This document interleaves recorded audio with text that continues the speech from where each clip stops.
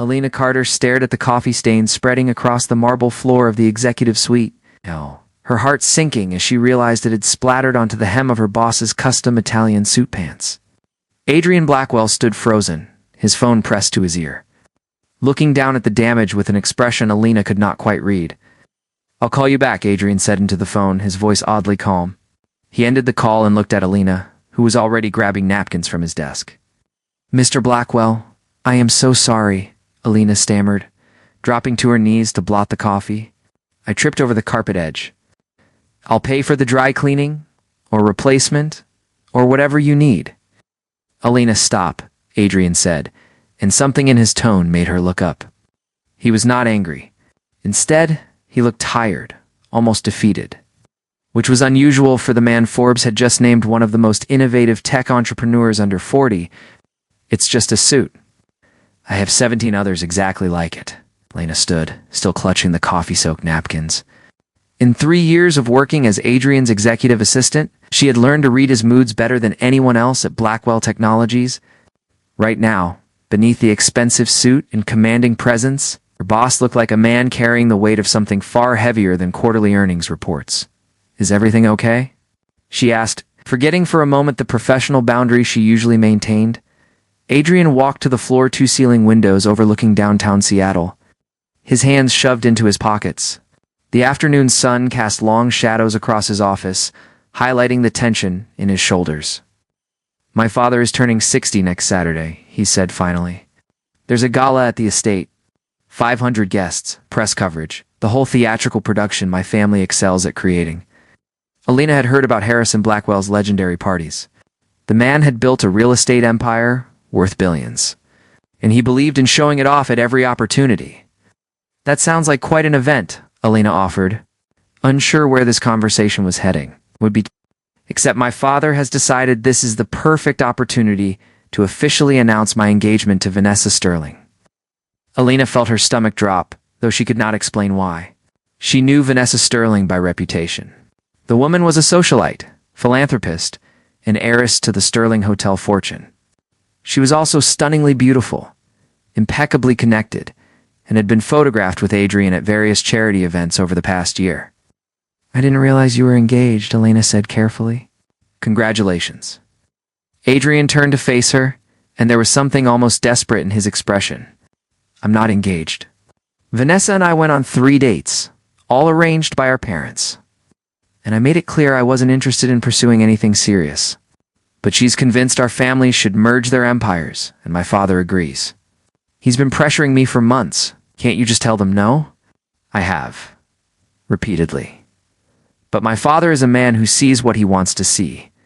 And Vanessa is a woman who doesn't accept rejection easily. If I show up alone to this gala, they'll parade her around as my date.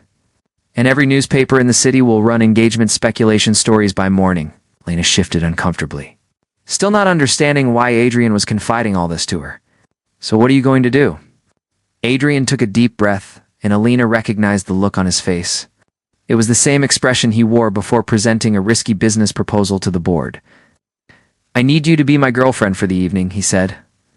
Alina blinked. "I'm sorry, what?" "Fake girlfriend, to be precise. Just for one night. If I show up with someone I'm clearly involved with, it sends a message to both Vanessa and my father that I'm not available. Mr. Blackwell, I don't think that's appropriate. I work for you." "Which is exactly why you're perfect for this," Adrian said, moving closer. "You know me better than anyone else in my life. You can anticipate what I'm going to say before I say it. We already have natural chemistry in a professional sense. It wouldn't take much to make it appear romantic." Elena's mind was racing. This was insane, inappropriate, completely outside the bounds of their working relationship. And yet, a small part of her, the part she usually kept locked away during business hours, was intrigued. "Why me?" she asked. "You could call any of dozens of women who would jump at the chance to be seen as Adrian Blackwell's girlfriend, even for a night." "Because I trust you," Adrian said simply. "Because you're honest and smart, and you won't get the wrong idea about what this is. And because I'm willing to pay you $10,000 for approximately 6 hours of your time." Alina's breath caught. $10,000. That was almost 3 months of her salary, and more importantly, it was exactly what she still needed for her sister's medical expenses. Jenna had been diagnosed with a rare autoimmune disorder 6 months ago, and even with insurance, the experimental treatment she needed was devastatingly expensive. $10,000 to pretend to be your girlfriend for one evening? Alina repeated slowly. Plus a shopping budget for whatever you need to wear to the event.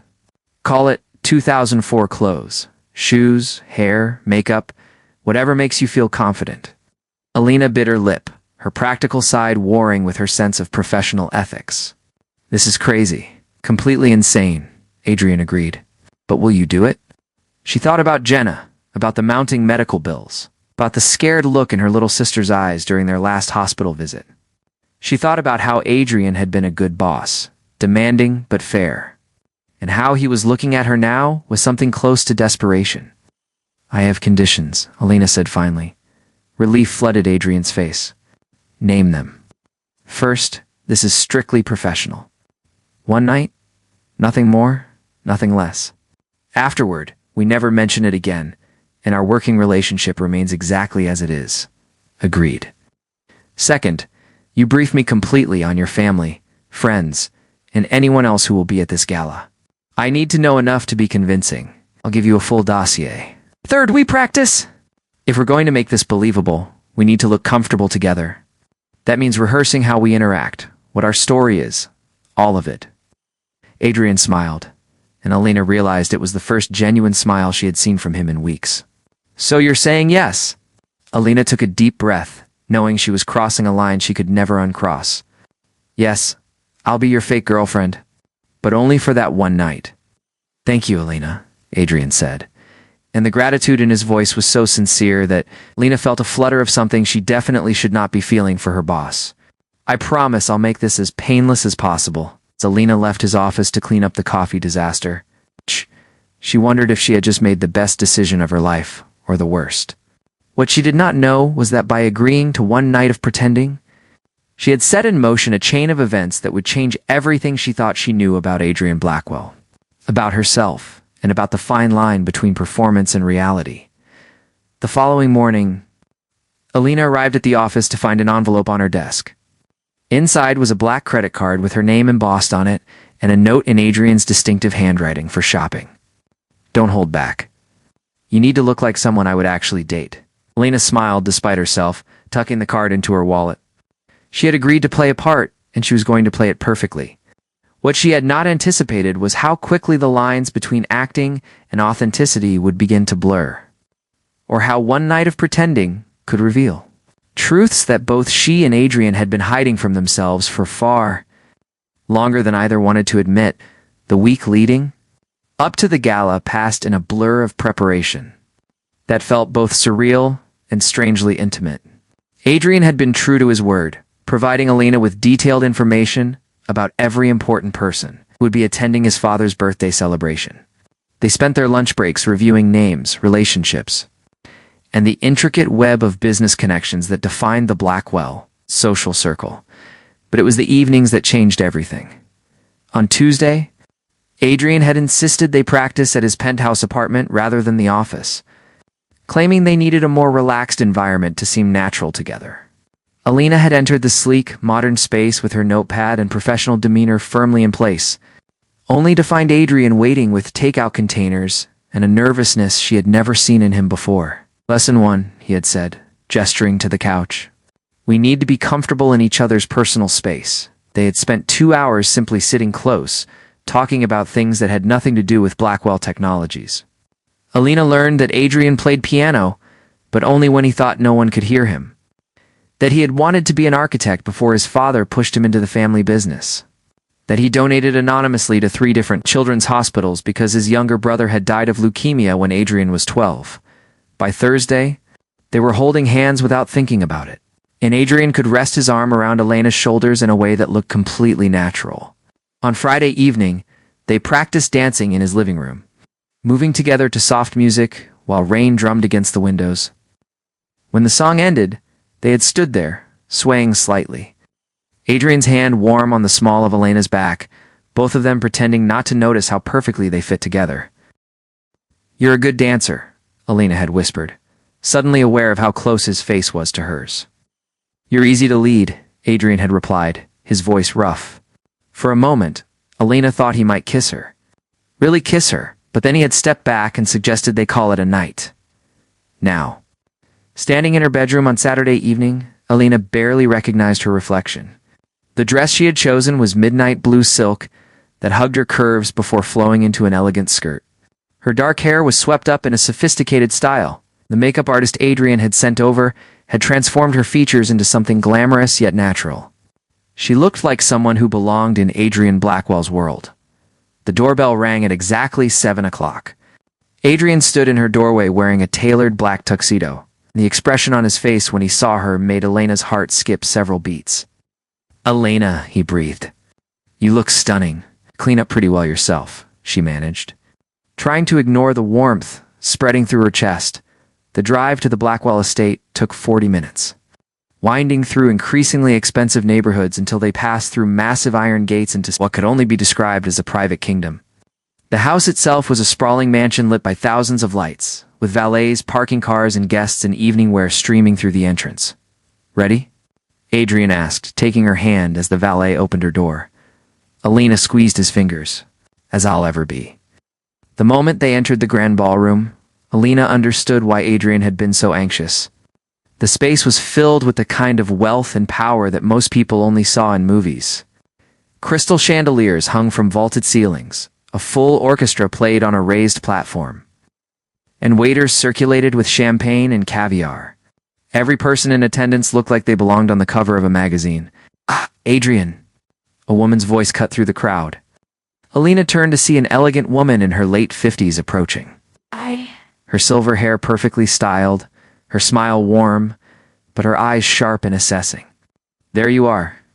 We've been waiting," Mother Adrian said, and Elena heard genuine affection in his voice. "This is Elena Carter." "Elena, my mother, Grace Blackwell?" Grace extended her hand and Elena shook it, feeling the weight of the older woman's scrutiny. "Elena, Adrian has mentioned you numerous times over the years. It's lovely to finally meet you properly." "The pleasure's mine." "Mrs. Blackwell," Elena said, grateful that her voice came out steady. "Please." "Call me Grace. Any woman who can keep my son organized and relatively sane deserves to be on a first-name basis." Grace's smile widened. "Though I must admit, I'm surprised. Adrian has always been so careful about keeping his personal and professional lives separate. Sometimes the best relationships develop from friendship and mutual respect," Adrian said smoothly, his hand moving to the small of Elena's back in a gesture that looked completely natural after their week of practice. Before Grace could respond, a booming voice interrupted. "There's my son." Harrison Blackwell was an imposing man, tall and broad-shouldered despite his age, with silver hair and the kind of commanding presence that made everyone in his vicinity instinctively pay attention. He approached with a beautiful blonde woman on his arm, and Elena's stomach tightened when she recognized Vanessa Sterling from the Society page photographs. "Adrian Harrison," said, embracing his son briefly before turning his attention to Elena. "And who is this?" "Father, this is Elena Carter, my girlfriend." "Elena, my father, Harrison Blackwell." Harrison's eyebrows rose slightly. "Your girlfriend? Well, this is unexpected." He shook Elena's hand, his grip firm and evaluating. "What do you do, Elena?" "I work in executive management," Elena replied, using the description Adrian had suggested. It was technically true, even if it glossed over the fact that she was Adrian's assistant. "How did you two meet?" Vanessa interjected, her voice honey-sweet, but her eyes cold. She was even more beautiful in person, with perfect features and a designer dress that probably cost more than Elena's car. "At work," Adrian said easily. "Elena has been with Blackwell Technologies for 3 years. We became friends first, and over the past several months we realized it was something more." "How convenient," Vanessa said, her smile never wavering. "And romantic, I suppose, though mixing business with pleasure can be so complicated." "Not when you find the right person," Elena said, surprising herself with her boldness. She looked up at Adrian, and the smile he gave her in return made her forget for a moment that they were acting. The evening continued in a whirlwind of introductions. Elena met Adrian's younger sister Charlotte, a whip-smart college student who whispered, Thank God you're not Vanessa, before hugging Alina enthusiastically. She shook hands with business partners, smiled through conversations about yachts and summer homes in the Hamptons, and gradually began to relax into her role. Adrian was attentive without being overbearing, bringing her champagne, introducing her with pride in his voice, keeping his hand on her back or their fingers intertwined in a way that felt increasingly natural. Several times Alina caught herself forgetting that this was all pretend, that come Monday morning, they would return to being boss and assistant, that the way Adrian looked at her when he thought she was not paying attention was just part of the performance. As the orchestra began playing a waltz, Adrian led her onto the dance floor. They moved together easily, the result of their practice sessions. And Alina found herself resting her head against his shoulder, breathing in his cologne. Feeling the solid warmth of him against her, "You're incredible," Adrian murmured into her hair. "Everyone believes it completely. Even my father seems impressed."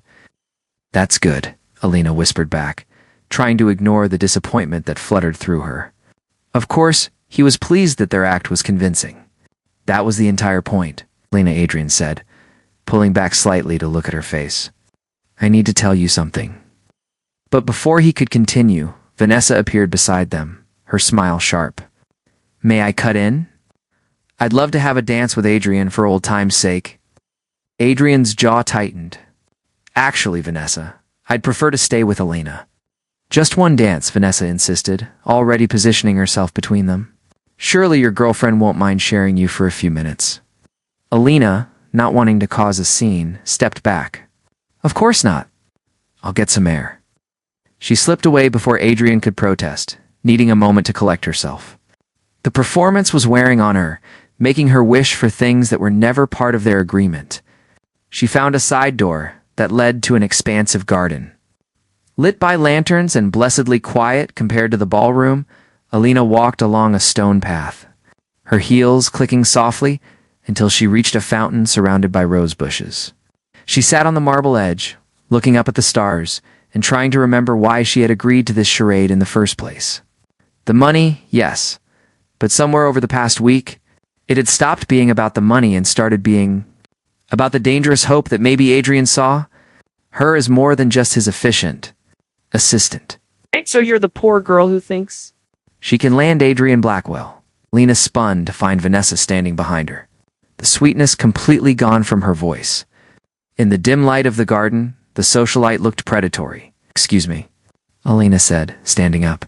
"Please, did you really think I wouldn't do my research?" Vanessa pulled out her phone, scrolling through something before turning the screen to face Alina. Alina Carter. Age 27. College dropout.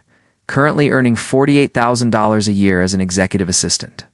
Your sister has been in and out of hospitals for 6 months, with medical bills totaling over $100,000.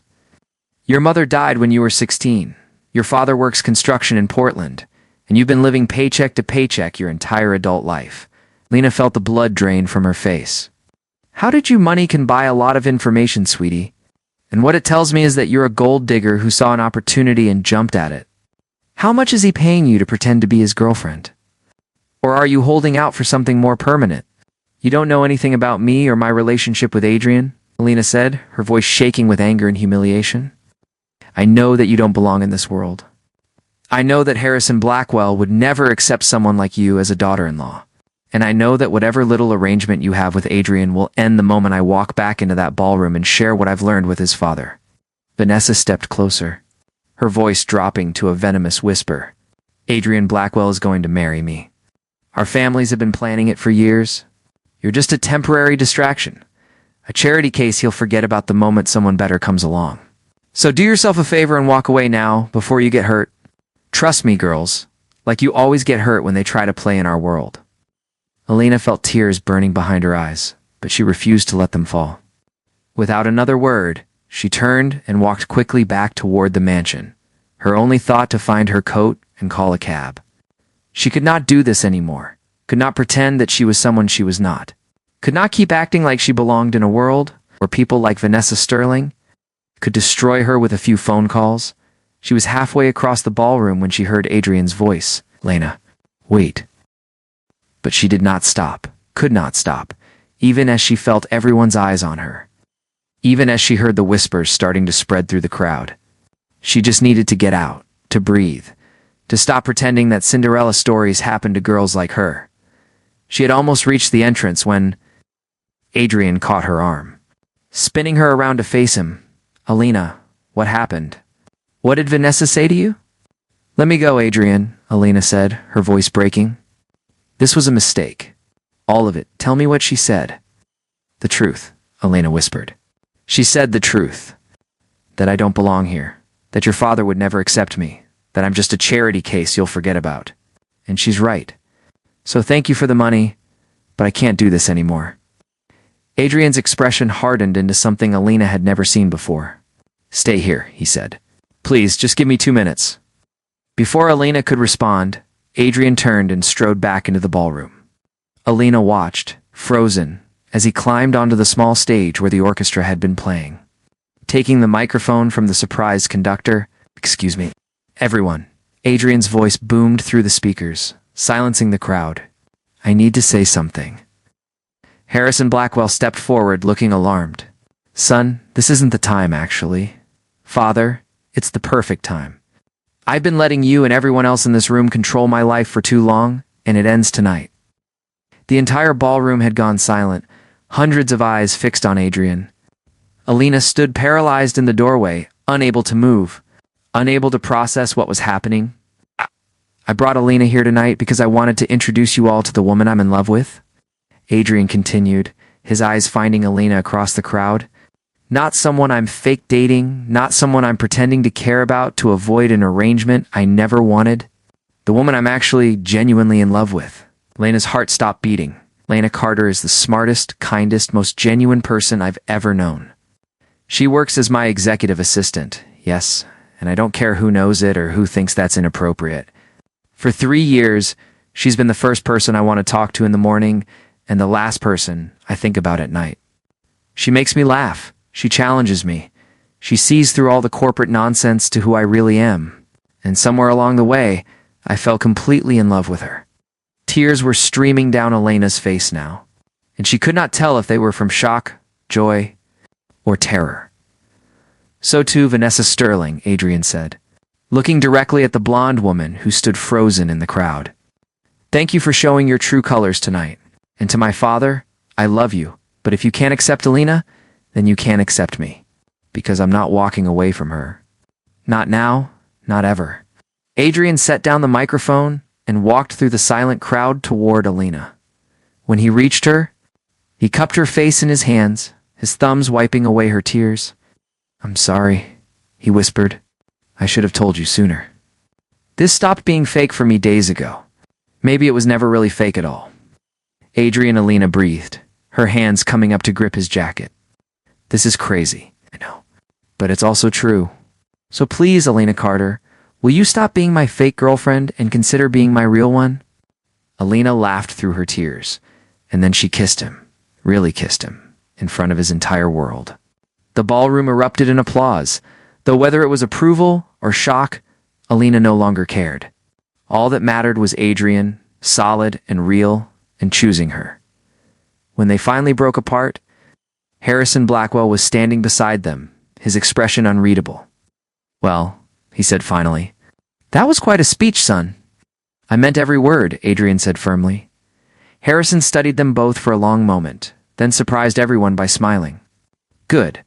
Grace has been telling me for years that I push you too hard, try to control too much. And that young lady," he nodded at Alina, "stood up to me earlier tonight in a way most people are too afraid to try. I respect that." He extended his hand to Alina. "Welcome to the family. Miss Carter, I suspect you're exactly what my son needs." Alina shook his hand. Still dazed, Grace appeared and hugged her warmly. "Thank God," Adrian's mother whispered in her ear. "I was so worried he'd end up with that horrible Sterling girl." The rest of the evening passed in a blur of congratulations, curious questions, and sideways glances. But Alina did not care about any of it because Adrian never left her side. Holding her hand like he was afraid she might disappear if he let go. As the party wound down and they finally escaped to Adrian's car, Alina turned to him in the darkness. "Was any of that planned?" she asked. "The part where I fell in love with you?" No. The part where I realized I couldn't keep pretending it was just business.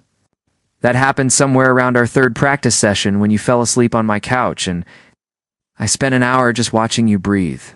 Alina smiled. You're not the boss I thought you were. And you're so much more than an assistant. You always have been. They drove back to the city in comfortable silence, hands intertwined. Both of them knowing that nothing would ever be the same again. The fake date had become real. The performance had revealed the truth. And somewhere between a coffee-stained suit and a ballroom confession, they had stumbled into something that felt an awful lot like fate.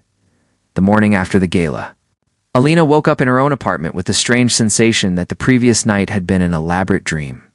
But when she checked her phone, she found 47 text messages, including 3 from Adrian, 5 from her best friend who had seen clips of Adrian's speech already circulating on social media, and 1 from her sister Jenna that simply read, "Call me right now." Alina was still staring at her phone when her doorbell rang.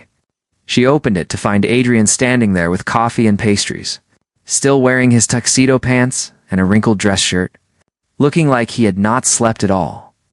"Hi," he said, suddenly looking uncertain in a way that made Elena's heart ache. "Can I come in?" Alina stepped aside and Adrian entered her small apartment, setting the coffee and pastries on her kitchen counter. They stood there for a moment in awkward silence. The easy intimacy of the previous night replaced by the weight of everything that had been said in front of 500 witnesses. Adrian Alina began, but he interrupted her. "Before you say anything, I need you to know that everything I said last night was true. I didn't plan it, and I probably should have told you privately first. But when I saw you leaving, when I realized Vanessa had hurt you, I just couldn't let you think that any of this was fake anymore." "How long?" Alina asked quietly. "How long have you known?" Adrian ran his hand through his hair, a gesture Alina had learned meant he was struggling with something difficult. "Honestly, I think part of me has known for a long time, maybe even years. But I convinced myself it was inappropriate, that I was your boss, and crossing that line would be wrong.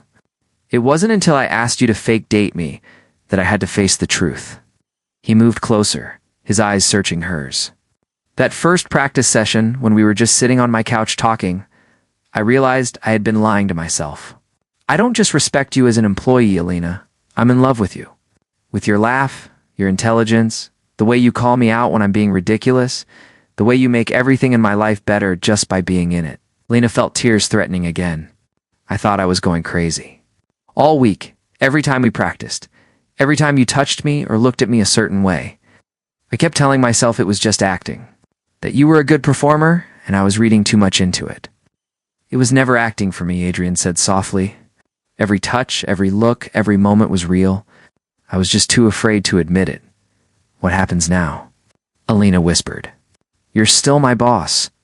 Your father may have been gracious last night, but the board, the company, there are rules about relationships between supervisors and employees." Adrian smiled. "About that. I spent most of the night on the phone with our legal team and HR department. As of Monday morning, you're being promoted to Director of Strategic Operations, reporting directly to the coup instead of me. Same floor, different chain of command, substantial raise, and absolutely no ethical violations." Elena's eyes widened. "You can't just create a position for me because we're dating. That position has been vacant for 6 months because we couldn't find anyone qualified enough. You've been doing half those duties already without the title or compensation. I should have promoted you a year ago, but I was too selfish to risk losing you as my assistant." He took her hands in his. "This isn't charity, Elena. You've earned this 10 times over." "Adrian, I don't know what to say. I say you'll give us a real chance. No fake dating, no pretending, just us figuring this out together." Alina looked up at the man who had somehow become her best friend without her realizing it. The man who had defended her in front of his entire world. The man who was looking at her like she was the most precious thing he had ever seen. "Yes," she said simply. "Yes to all of it." Adrian pulled her into his arms, and they stood there in her tiny kitchen, holding each other as morning light streamed through the windows. When they finally pulled apart, Adrian's expression turned serious. "There's something else I need to tell you, and I need you to not be angry." Elena's stomach dropped. "What? Your sister's surgery?" "The experimental treatment she needed." "What about it?" Adrian took a deep breath. I paid for it. 3 weeks ago, the hospital called it an anonymous donation, but it was me. Alina stepped back, her mind reeling. You what? I overheard you on the phone with the hospital, talking about payment plans and trying to figure out how to cover the costs. I couldn't stand the thought of you worrying about money when I had more than enough to help. So I made some calls and took care of it. Adrian, that treatment cost over $60,000. I know. You paid $60,000 for my sister's medical treatment without telling me. Yes. He met her eyes steadily. And I'd do it again. Alina, that money means nothing to me compared to your peace of mind. I know you're proud and independent, and I know you might see this as charity, but it wasn't. It was me taking care of someone I love by helping the person she loves most in the world. Alina didn't know whether to laugh or cry or scream. You're impossible. I know. Is that a deal breaker? She thought about Jenna, about the relief she had felt when the hospital called to say an anonymous donor had covered the costs, about the nights she had been able to sleep without that crushing weight of worry. She thought about the man standing in front of her who had given her sister a chance at health without asking for anything in return. It's not a deal breaker. But from now on, we make decisions together. No more grand gestures without discussion. Heck, live with that, Adrian said, relief flooding his face. As long as you can live with the fact that I'm going to want to spoil you sometimes. Sometimes, Alina agreed. But I'm still paying my own rent and buying my own coffee, even though I'm apparently terrible at making coffee, and yours is much better. Alina laughed. Yes, even though. They spent the rest of the morning talking, really talking, about expectations and boundaries and what dating would look like now that they weren't pretending. Adrian confessed that he had been planning to tell her how he felt for weeks, but kept losing his nerve. Alina admitted that she had been half in love with him since the company Christmas party, too. Years ago, when he had noticed she was sitting alone and spent an hour talking to her about her favorite books instead of networking with potential clients. By afternoon, they had moved to her couch. Alina curled against Adrian's side while they ignored the constant buzzing of their phones. The world wanted to know about Adrian Blackwell's dramatic declaration, but for now, the world could wait. I should probably call my sister, Alina said eventually. She sent me about 20 increasingly frantic messages. And I should call my mother before she shows up here to make sure I haven't messed this up, Adrian added. But neither of them moved, content to stay exactly where they were. Over the following weeks, Alina and Adrian navigated their new reality with a mixture of joy and adjustment. True to his word, Adrian had her promoted, and Alina threw herself into her new role with enthusiasm. Working on a different floor meant they saw each other less during the day, which made their evenings together even more precious. The media attention was intense for a while. Several outlets ran stories about the Cinderella romance between the billionaire CEO and his former assistant. Vanessa Sterling gave an interview calling their relationship inappropriate and Adrian emotionally unstable. But the comments section was flooded with people defending their love story and criticizing Vanessa's obvious jealousy. Harrison Blackwell, surprisingly, became one of their biggest supporters. He invited them to Sunday dinners at the estate and seemed genuinely charmed by Elena's directness and intelligence. Grace simply hugged Alina every time she saw her and told Adrian repeatedly how proud she was that he had finally found someone real. Jenna recovered beautifully from her treatment. And when she was finally healthy enough, Adrian flew both her and Elena's father out to Seattle to meet properly. Watching Adrian nervously try to impress her construction worker father while Jenna teased them both mercilessly was one of Elena's favorite memories. 6 months after the gala, Adrian took Alina back to the Blackwell estate for another party, this time a summer garden celebration. As they walked through the same garden where Vanessa had confronted her, Alina marveled at how much had changed. Remember when you brought me here as your fake girlfriend? Alina asked, squeezing Adrian's hand. How could I forget?